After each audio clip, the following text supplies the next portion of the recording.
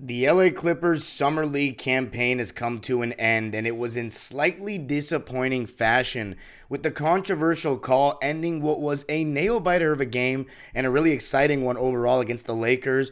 Going to be talking about the nail-biting finish, Kobe Brown's injury, and the amazing play of Xavier Moon, the game itself, all of it on today's Locked On Clippers. You are Locked On Clippers, your daily Los Angeles Clippers podcast, part of the Locked On Podcast Network, your team every day.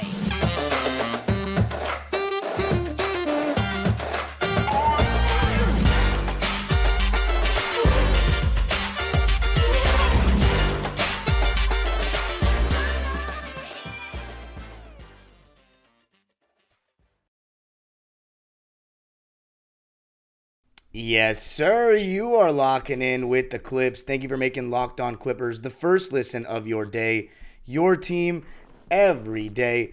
I'm your host, Darian Vaziri, born and raised in LA and going into my 19th season as a Clipper fan. You can also follow me on Twitter and Instagram at DimeDropperPod and subscribe to my very own YouTube channel, Dime Dropper, for even more LA sports, LA Clipper, NBA and NBA history content, and Locked On Clippers is free and available on all your favorite podcast platforms, including YouTube, where I want you to let me know what you thought of this game and what you thought of the LA Clippers overall Summer League experience and performance. And in this game, I'm going to be talking about the game, how close of a finish it was, and obviously Xavier Moon being named to a Summer League team, a second team All-Summer League, and then Kobe Brown's injury in this one. So let's get right into it with the game. It was a very close game throughout.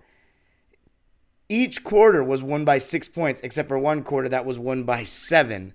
And that was the second quarter won by the Lakers by a score of 26-19. But first quarter, Clippers won by 6. Third quarter, Clippers won by 6. And then the fourth quarter, the Lakers won by 6. So I thought that was pretty interesting. But for the most part, it was a pretty neck-and-neck game. Clippers in the first half had a little lead at one point, but the Lakers, when the Clippers brought in the second unit, they inched closer, and from that point forward, it kind of felt like it was neck-and-neck the entire way. So that was that. But it was a very disappointing ending with the foul call deciding the game. And you never like to see games that come down to the last possession decided by the officials. And it was, a great ending. It looked like the Clippers had lost the game. And then LJ Figueroa, who, funny enough, one of my best friends from college, actually knew growing up because I went to UMass. This guy's from Lawrence, Massachusetts, Dominican. My boy's Dominican. They knew each other. And he was telling me about LJ Figueroa when he was at Oregon, playing with my boy from LA that went to Oregon and played with him. So small world, but good for him to see him playing for the Lakers Summer League team. Also, Max Lewis, Pepperdine wave that I got to watch a ton this past year working for Pepperdine for a bit. So that was cool to see it from the Lakers side. But LJ Figueroa missed 3 straight free throws in the last 10 seconds of the game. And Matt Morgan knocked down a left wing 3 off the catch to tie the game at 103. And then Keaton Wallace, committed a foul before the ball was inbounded against Cole Swider.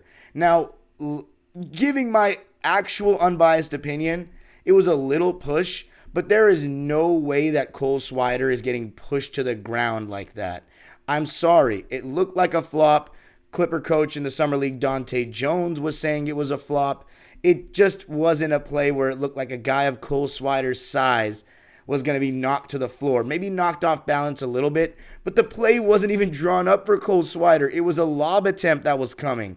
So it wasn't, yeah, of course you want Keaton Wallace to be a little bit more disciplined there, but you just don't really see that often in the NBA ever, where games are being decided by the officials in the last possession. And when they are, people complain about it. A lot of contact is usually allowed at the end of the game in the last possession. And Laker fans should know that better than anybody with some of the ways that the games ended before they got rid of Russ and traded him in the first half of the season. They were complaining about officials ruining games at the during the last possession of regulation all the time. The Laker game against the Celtics with LeBron was literally crying on the floor. Westbrook against the Sixers when he was driving to the rim. So there were plenty of instances where the Lakers had the refs swallow the whistle against them in the last possession of a game. So I just felt as though the Clippers got hard done by there. The free throw was made, and the Clippers lost 104-103.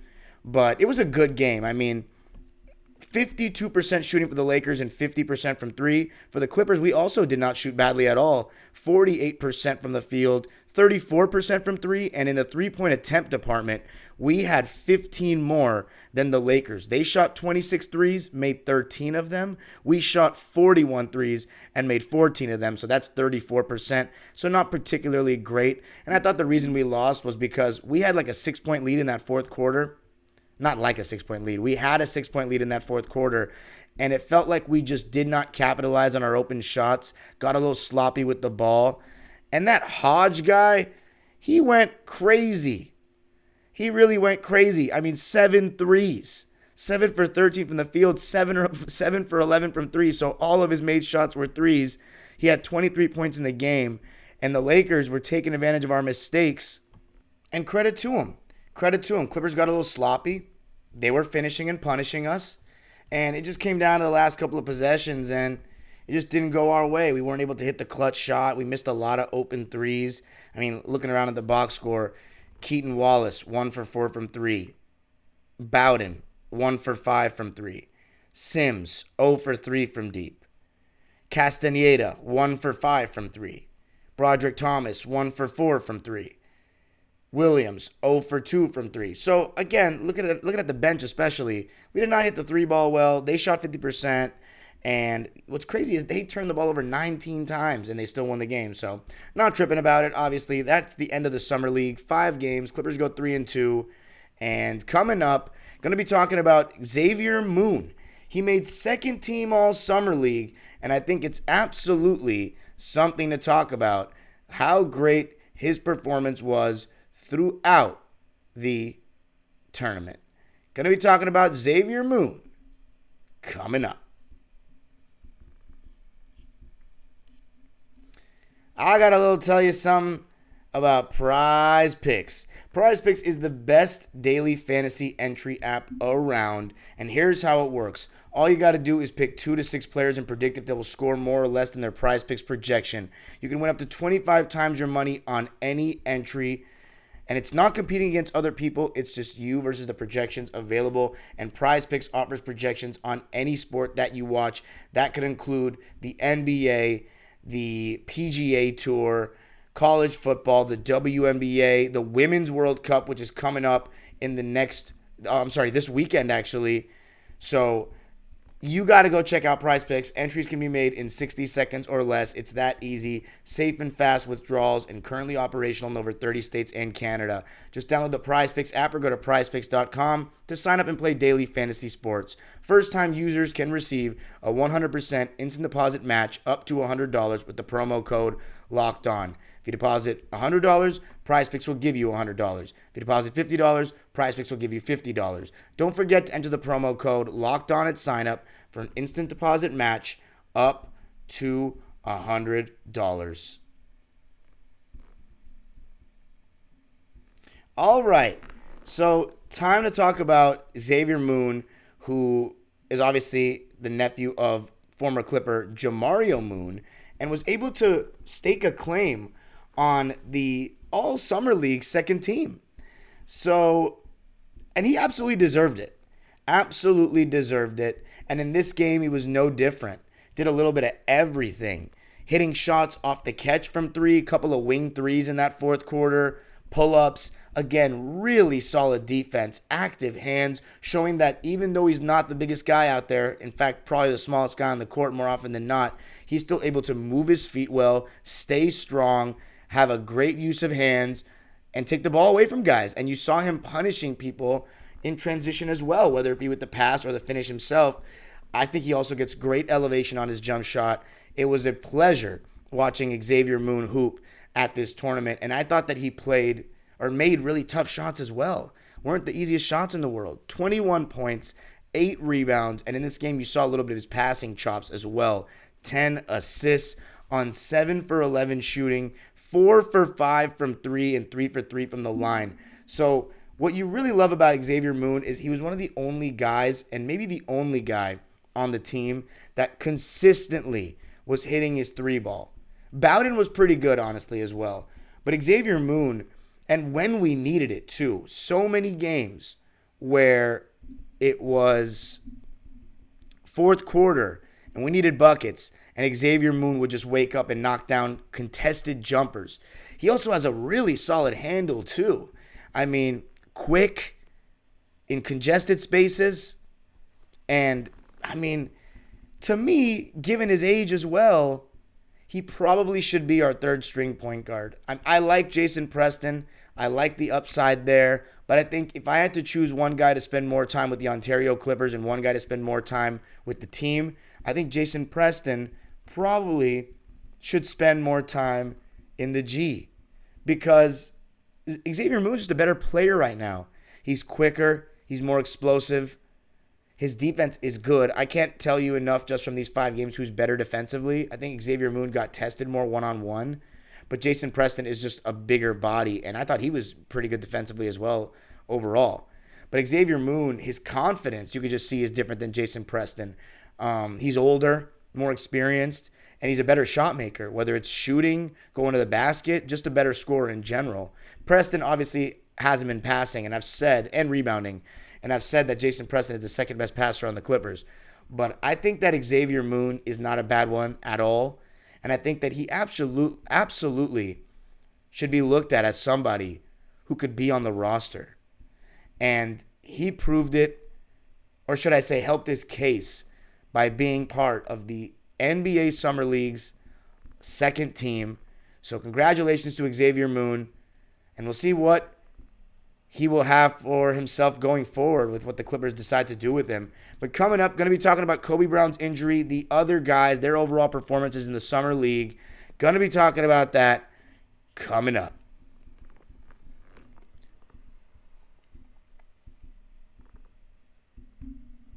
All right. So let's talk about the injury that Kobe Brown sustained, and it was absolutely unfortunate because he picked up where he left off in the last game, shooting the ball from 3. He was 2 for 3, and all his shots were threes to start the game in just 6 minutes. So he looked like he was on course for another solid game. And you know one thing I also really like about this guy? His passing is really, really solid.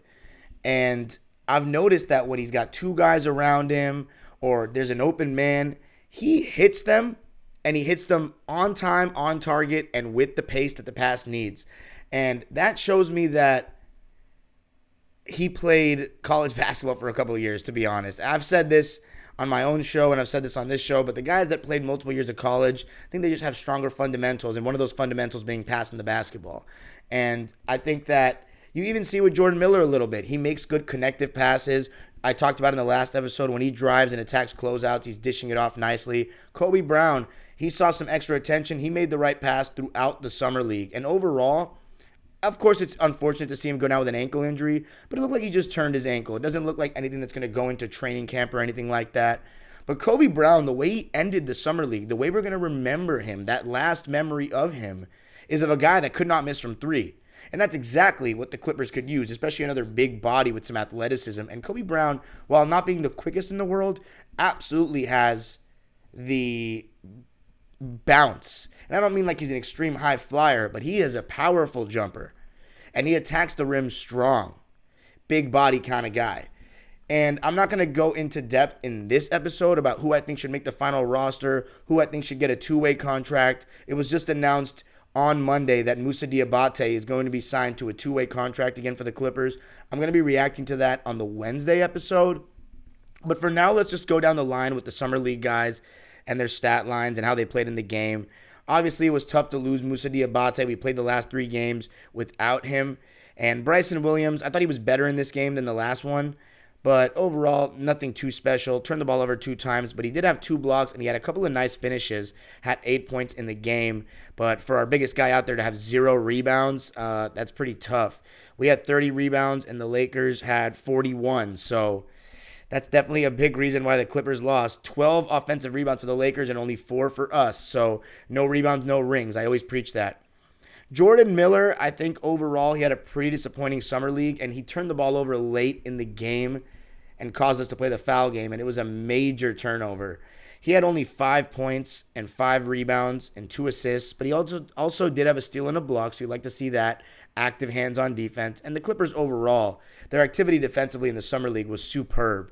Everybody was engaged. Everybody was with the schemes. Everybody was trying their best to stay with their man and move their feet defensively. And I just thought the connectivity of the team, their communication, their alertness, their effort level was extremely high. And I thought that was a joy to watch on that end. The offense may have not been very pretty at times. Of course, these are all guys, not all of which have played together, not all of which will be playing together.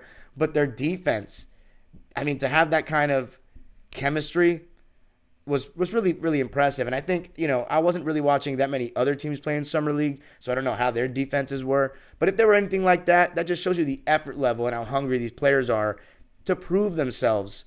And that there's no better stage to prove yourself than Summer League. So Jordan Miller, 26 minutes. He made all his shots 2 for 2. But again, nothing memorable at all from our second round selection. But his coach Larinaga, came on the telecast and was talking about how Jordan Miller is just a winner and that he will help win games. That's the one thing he said about him. And you never hate to hear that, I should say. But Jason Preston, his last summer league game, and I thought you saw some good and bad from him. He picked up where he left off in the last game, where he was attacking closeouts more and he was trying to get to the basket. He had a couple of nice finishes around the rim, and he actually had 10 points in this game. 10 points, 5 rebounds, and 6 assists, and played 22 minutes and was 5 for 9. So he shot 9 times. You love to see that. That was tied for the second most shot attempts of any Clipper, and he was efficient. So again, even though he's not the quickest in the world, even though he doesn't elevate too highly, he doesn't elevate that much. There was one time where he did elevate and went right at the chest of the big and scored. And I think it's all about him being aggressive. He still is a 6'4" big body guard. That's not a terrible shot maker. I think he just needs to be more aggressive because the passing, if he really sells the threat of him being able to score, everything is going to open up for him because his passing is just fantastic. And so I liked what I saw from Jason Preston in this game. Obviously, as I mentioned earlier, not as much as Xavier Moon, but I did really like what I saw. 10 points, 5 rebounds, 6 assists on 5 for 9 shooting in 22 minutes. You'll take that. And only 1 turnover. So he does take care of the ball as well. I already talked about Xavier Moon. Keegan Wallace, Keaton Wallace, I don't think it was as good of a performance as the last game where he was such an integral part of the comeback. 7 points, 4 rebounds, 3 assists, 2 steals. Thought his activity was good, but he just wasn't hitting his shots, and he took some tough ones. 3 for 9 from the field and 1 for 4 from deep for him. And Bowden, who I thought has been one of the better shooters for the Clippers in this entire summer league, he just didn't have it in this one, shooting the ball. Played 11 minutes and was 2 for 6, 1 for 5 from 3, finished with 6 points. Nate Renfro, I thought was very active yet again. I really enjoyed watching him. He played 20 minutes, more than Bryson Williams, and 9 points on 4 for 4 shooting. I thought he was aggressive and was just playing with a lot of effort. It wasn't a flawless game from him, but I loved his activity and loved his energy. Matt Morgan, 11 points. He was the 3rd leading scorer on this Clipper team in this game. He had 11 points in just 15 minutes. I'm surprised he didn't get more minutes, to be honest. 3 for 9 from the field. 8 of those shots were threes, and all 3 of his makes were threes, including the one that tied the game late. And then Broderick Thomas, who I thoroughly enjoyed watching in the Summer League. I thought his defense was awesome throughout it. And in this game, he showed you a little bit more of a scoring punch. 12 points on 5 for 8 shooting, but 1 for 4 from 3. So again, the Clippers did not shoot super well from deep. But I really liked what I saw from Broderick Thomas defensively and his effort level, his athleticism throughout the Summer League. But that's it. The Clippers lost it 104-103. Sadly, Kobe Brown got injured. Xavier Moon had a hell of a Summer League and made it to the second team All-Summer League. I thought as far as the Lakers, Castleton was pretty impressive. The Clippers were switching a ton, and I thought he was taking advantage of mismatches pretty well. You saw the Clippers play against a lot of zone in this game for the Lakers. A little bit of 1-2-2, which I like running at the youth level. And I'm seeing teams run it a little bit more at the NBA level as far as last season. But I thought that was pretty intriguing. But the Clippers, I thought, got decent looks out of all of it. Just didn't always make the shots. But yeah, it was mainly the bench that didn't really have it in this game for the Clippers. That second unit, when they first came in the game, it just felt like we went from being up 8 or 9 points to the Lakers were right back in it, and before you knew it, they were up. But it's no big deal. It's just Summer League. Nothing to trip on. I thought we saw some good things. But in the next episode, I'm going to be talking about what Moussa Diabate being given the two-way contract means and who should be the 15-man roster. Who should be the players on that 15-man roster and who should be the other two-way contract. Going to be talking about that tomorrow on Locked On Clippers, which you can find on all your favorite podcast platforms, including YouTube, where I need you to comment your thoughts on the game and the Summer League overall as far as the Clippers are concerned. And you can follow me on Twitter and Instagram at DimeDropperPod. Subscribe to my own YouTube channel, Dime Dropper, for even more LA Clipper, LA Sports, NBA, and NBA history content. And that's all for this one. The age-old proverb continues, go Clippers.